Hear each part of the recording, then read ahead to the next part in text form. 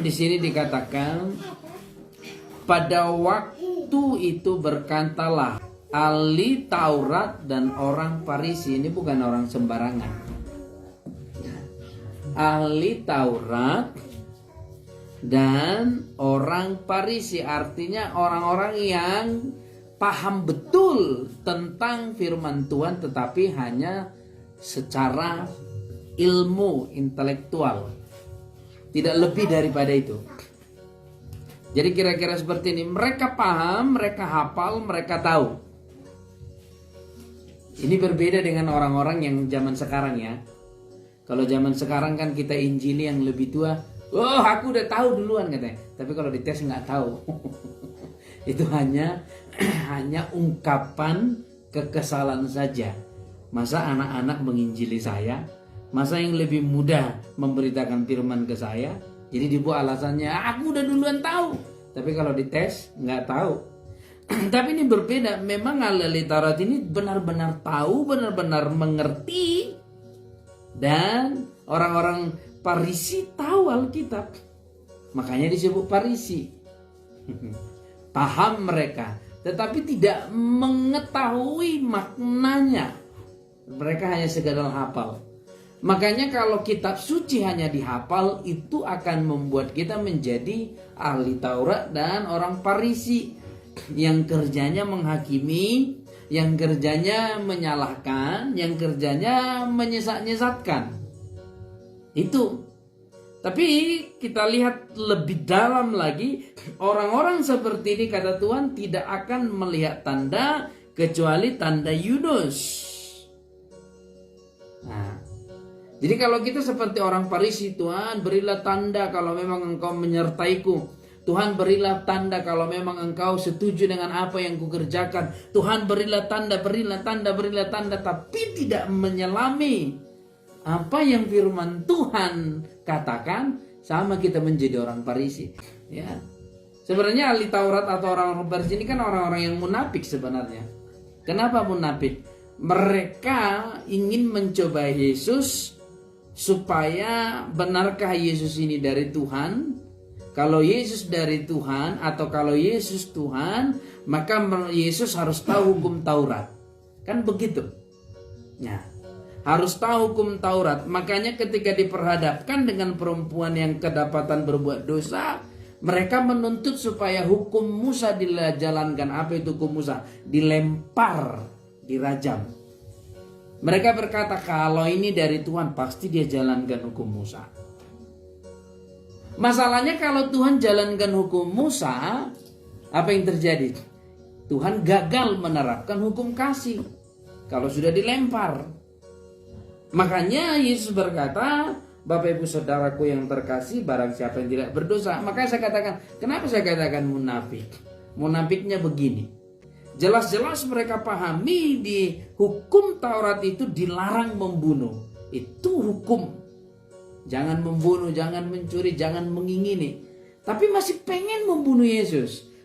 Makanya saya katakan gak cukup hanya menghafal Alkitab. Kalau hanya menghafal Alkitab, kita akan menjadi seperti orang Farisi. Atau jadi alat kita menuntut Tuhan. Mananya Tuhan? Engkau katakan di Alkitab kau menolongku. Nah, kita jadi menuntut Tuhan. Alkitab kita buat jadi menuntut Tuhan, bukan jadi menuntut kita. Harusnya firman Tuhan itu menuntut kita untuk sejalan dengan Tuhan. Ternyata kalau hanya dihafal, kita akan membuat Alkitab menuntut Tuhan untuk sejalan dengan kita. Kan jadi terbalik.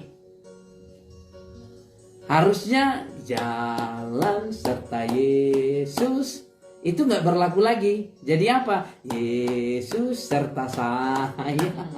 Jadi terbalik namanya itu. Kenapa? Karena kita memaksakan sesuatu yang ada di pikiran kita untuk dilakukan Tuhan. Ya kan? Mananya Tuhan ada tertulis. Mananya Tuhan engkau berfirman. Mananya Tuhan engkau menuliskan. Mananya Tuhan engkau berkata. Jadi kita menggunakan firman Tuhan menuntut Tuhan. Harusnya firman Tuhan kita gunakan untuk menyelami Tuhan. Amin. Jadi ahli Taurat itu mencobai Tuhan agar Tuhan sejalan dengan dia. Kan terbalik. Harusnya mereka sejalan dengan Tuhan karena mereka udah tahu firman. Dan orang-orang seperti ini kata Tuhan apa? Tidak akan ada tanda lebih banyak. Orang yang mempelajari Tuhan, yang hanya sekedar mempelajari Tuhan,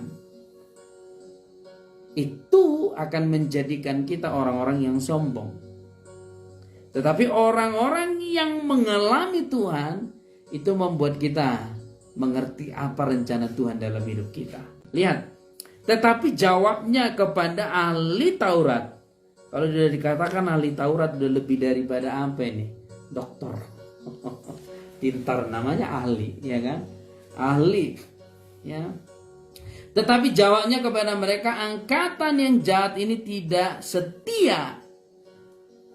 Angkatan yang jahat dan tidak setia ini menuntut suatu tanda, tetapi kepada mereka tidak akan diberi tanda selain tanda Nabi Yunus. Sebenarnya bukan masalah ahli Tauratnya atau masalah Farisinya, tetapi di sini yang paling masalah apa?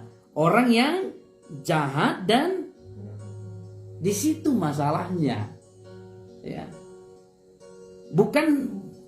Masalahnya bukan di kata ahli Tauratnya atau di kata Farisinya, bukan.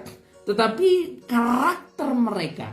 Bukan kata ahlinya, tapi kata jahat dan tidak setia. Dan orang-orang yang tidak setia tidak akan mendapat tanda.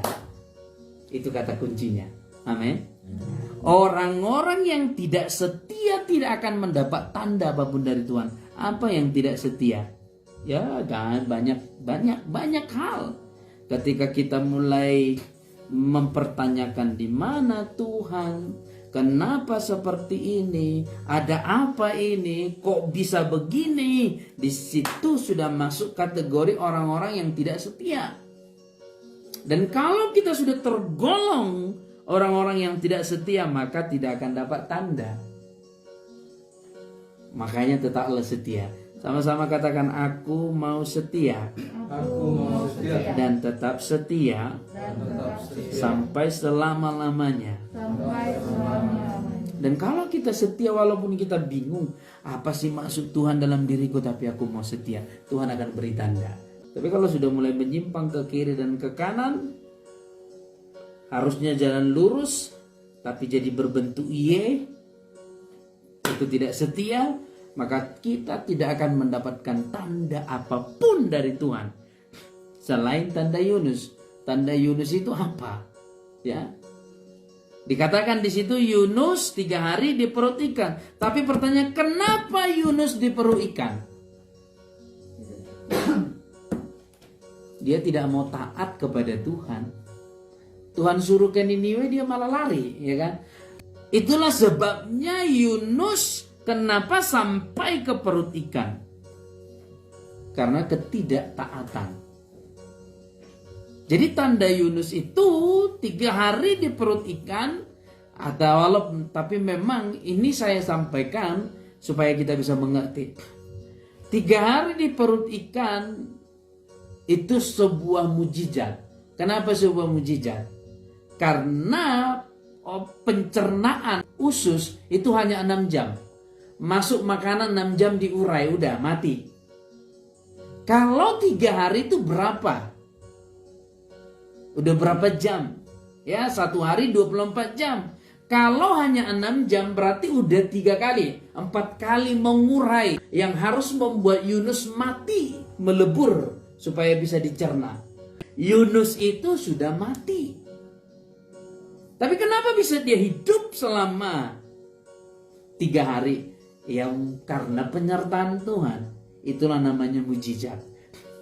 Artinya sesuatu yang harusnya membuat Yunus mati, sesuatu yang harusnya membuat Yunus menderita, sesuatu yang membuat Yunus dead, tidak ada jalan keluar.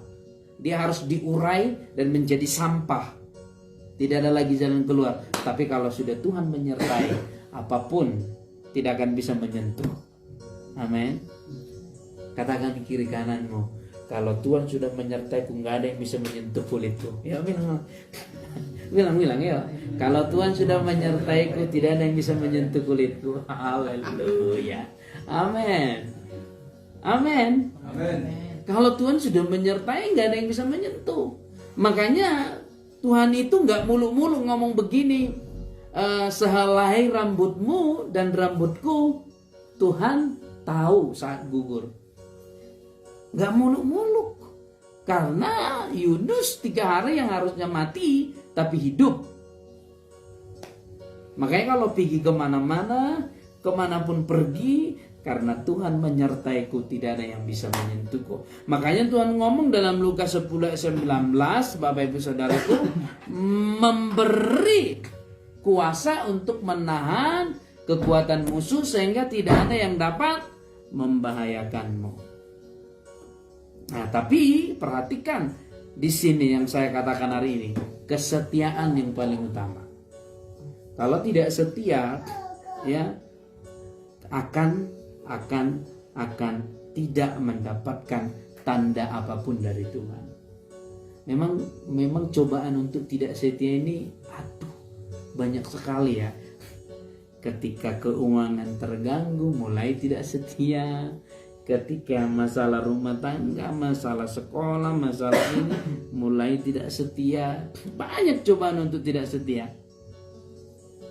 Tapi jangan sampai Tuhan berkata, hai engkau orang yang tidak setia, hanya tanda Yunus yang menjadi milikmu. Kalau udah Tuhan ngomong begitu, sudahlah, kita tunggulah sampai Tuhan Yesus datang.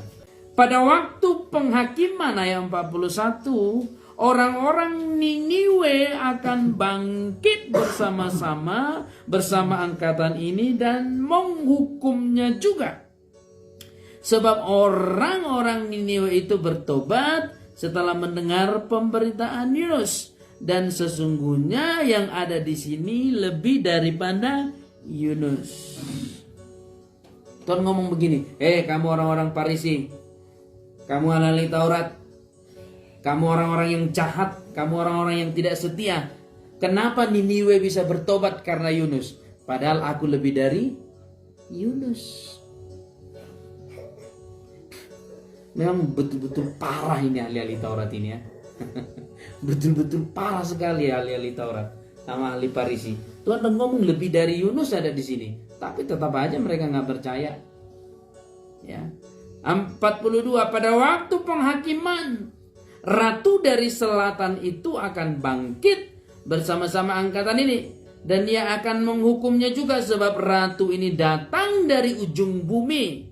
Nanti baca Bapak Ibu Saudaraku, ini berbicara tentang 1 Raja-Raja 10 ayat 1. Nanti baca di rumah ya, supaya mengerti. Ini berbicara tentang 1 Raja-Raja 1 ayat 1 Raja-Raja 10 maksudnya, atau 2 Tawarik 9. Itu berbicara tentang ratu dari selatan. Jadi ratu dari selatan ini kagum terhadap Salomo. Dia begitu kagum terhadap Salomo, kok bisa ada raja seperti ini kayanya. Sampai ratu dari selatan heran, wow, ini manusia apa ini? Yang satu ini, Raja Salomo ini, kok bisa seperti itu, berhikmat sekali. Tapi apa kata Tuhan? Sebab ratu ini datang dari ujung bumi untuk mendengar hikmat Salomo, dan sesungguhnya yang ada di sini lebih daripada Salomo. Yang ada di sini lebih daripada Salomo, tapi tetap aja nggak percaya. Nggak ada yang percaya.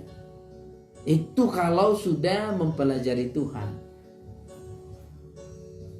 Itu kalau sudah menguasai ayat Alkitab. Ayatnya aja yang dikuasai. Lebih baik dikuasai Tuhan daripada menguasai Tuhan. Aku udah tahu tertulis di mana, udah tahu. Tertulis di mana udah tahu. Kalau hanya sekedar tahu, kalau hanya sekedar menghafal kitab suci, nggak ada gunanya. Tapi kalau sudah mengetahui dan melakukannya, itu baru benar. Karena kita mencatat, kalau hanya pendengar firman, ia penipu diri sendiri. Yang Tuhan inginkan menjadi pelaku firman, bukan hanya pendengar. Sama-sama katakan, aku pelaku firman. Kenapa nggak semangat? Semangat, aku pelaku firman. Dan kamu pelaku firman. Tuhan Yesus memberkati.